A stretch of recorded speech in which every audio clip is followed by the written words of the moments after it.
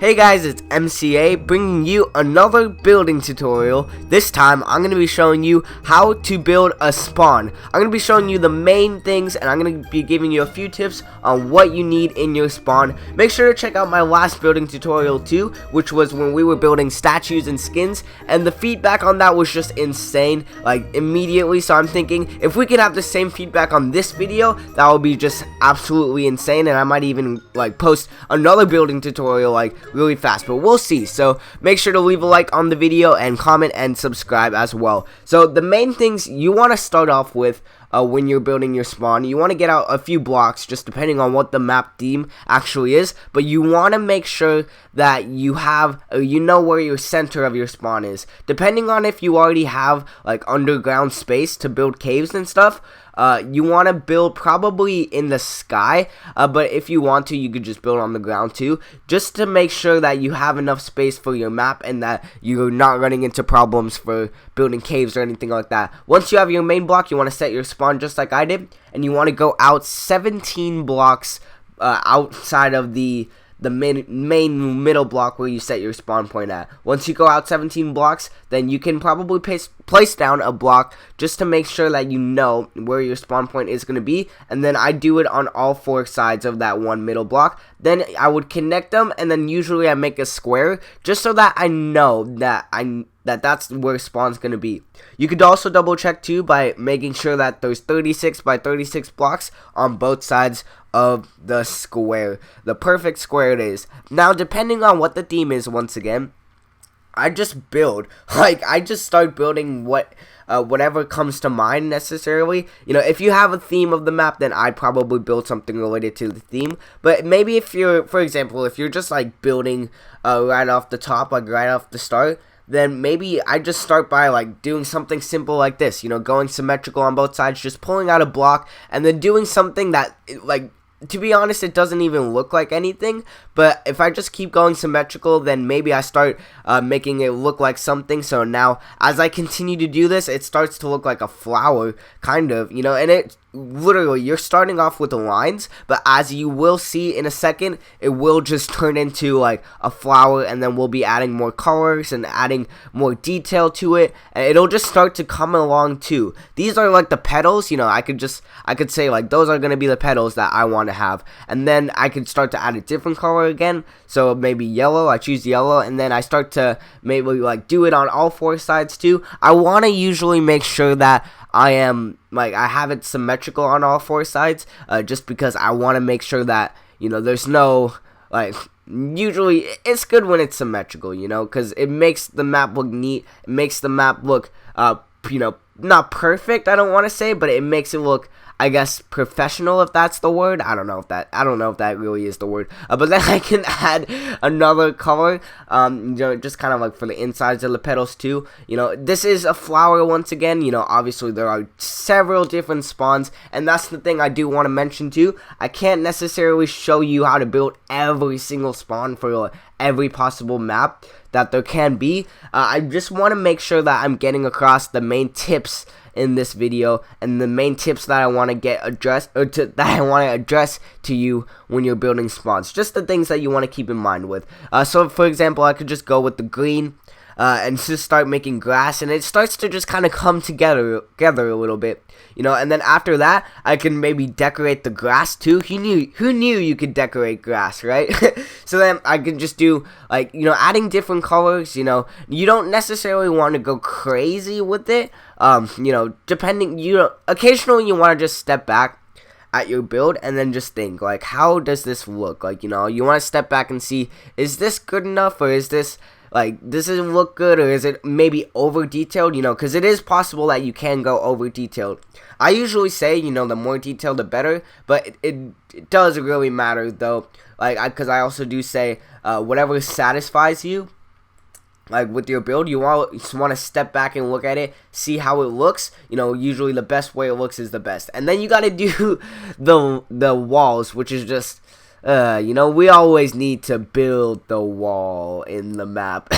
But I'll just speed through that. You know, it's just building walls, you know, simple as that. And then you can decorate the walls too, you know, decorations, like, there's just so much you can do. It really just is all coming from your brain, you know, all from your head. You know, you could add trees to the map too, make it look detailed like that. You know, who knew you could really add that much to a map? Like, it really is. You could do almost anything with your map in Minecraft. That's just the amazing thing about the game, you know, itself. Literally, it's all just what you can think of. A lot of people say, oh, I'm not a good builder, or my ideas are bad. That's not true unless you just really build and you go with what your brain says to do. You know, you do like whatever you feel like doing, and literally you just stay positive about your build. You know, as weird as it is, as it sounds maybe, but it literally does turn out great. It just is, like, because anybody has their own ideas, right? You know, it really just depends on how well you want to execute it. And it's good, you know. Anybody has ideas, once again, you know, it's just, you could just go ahead and do them. You know, even if one person might say, oh, it's a bad idea, or I don't know about that, you know, you could just go ahead and do it. And, you know, your ideas will come through in Minecraft, you know. You can just do it. That's just the best part about the game. Like, I'm literally even building a bridge, too. Like, I'm building a bridge in a river at spawn. Like, that's just crazy. I'm even adding a few random things here and there, like just a few bunches of leaves, as you can see.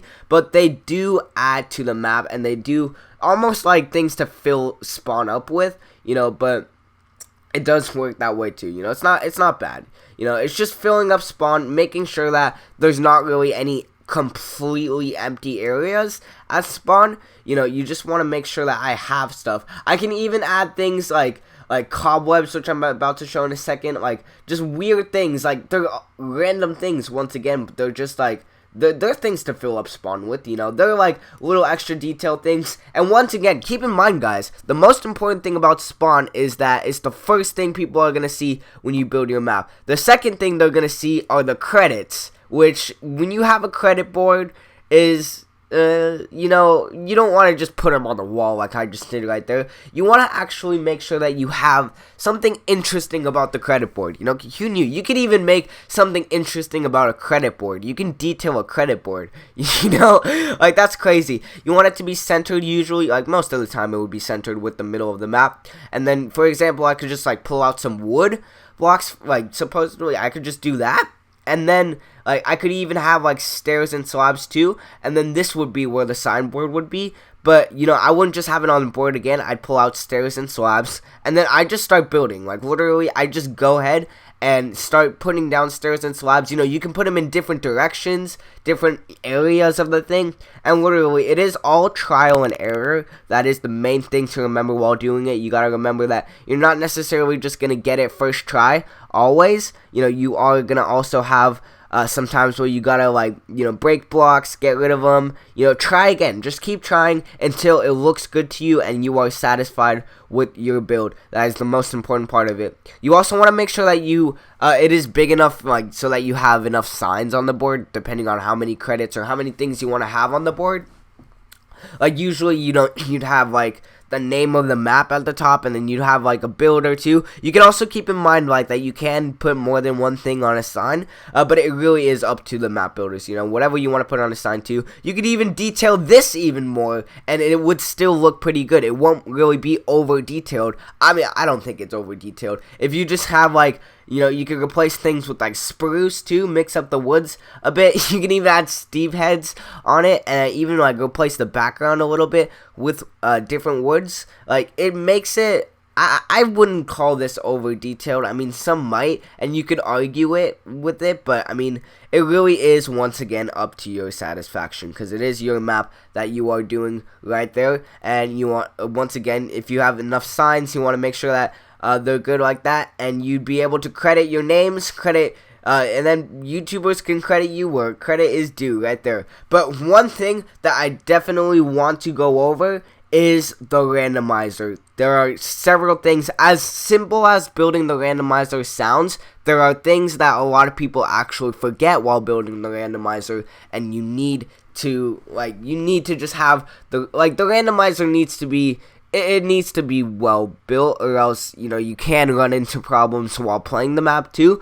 But I'm going to be showing you how to build a randomizer if you are doing a murder mystery, because a lot of times people are doing murder mystery nowadays, so they are getting popular, and you know, a lot of times randomizers and stuff like that, you know, it's really important to have a good randomizer, as you know, small and as silly as that sounds. You know, so you want to have a door usually, you know, put that pressure plate, have a way to get in and out system, you know, people can line up behind it, do that sort of stuff. One really cool thing that I would definitely add it, and like it would just make things incredibly convenient for YouTubers, is to have a hopper system. What does that mean? That means if, you know, once a YouTuber, or once, you know, the players are done with the round, you know, afterwards, they could just easily throw their book back into their hopper, and then they won't even have to worry about breaking the dispenser, giving the books to one person, you know, going through. And then you can link up the hopper straight to the dispenser. The dispenser would have to be on the bottom level, though, just like that.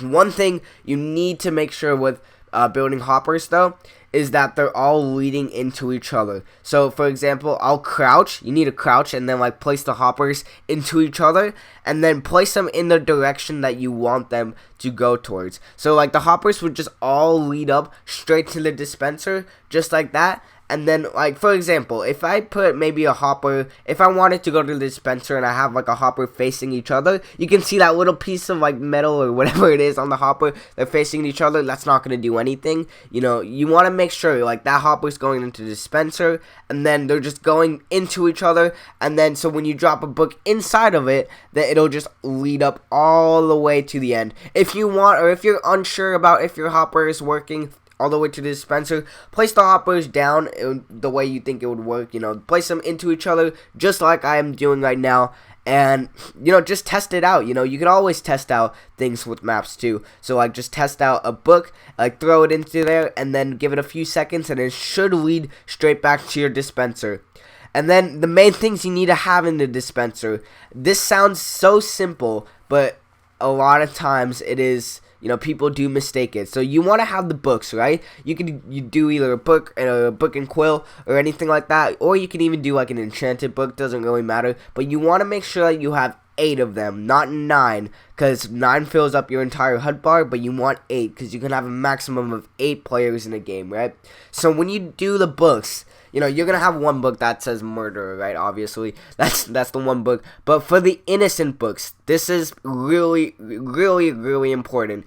When you name the innocent books, you don't want to just name them all innocent. You want to name them, like, each their own thing. So, for example, one book would be Innocent 1.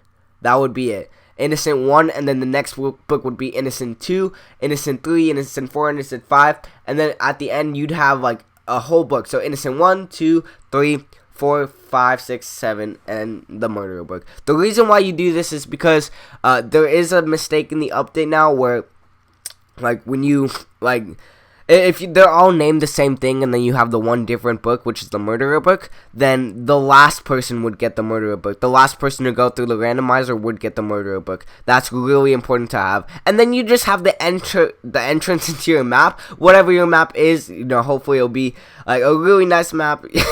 And then that's literally it for your spawn. This is just one spawn design, guys, but I hope you guys enjoyed it. Make sure, if you enjoyed this video, if you enjoy these building tutorials, to comment down below and leave a like on the video, because it really does show your support for your channel, and it does mean a lot. So make sure to also comment suggestions for the next building tutorial, and hopefully I can do that next time.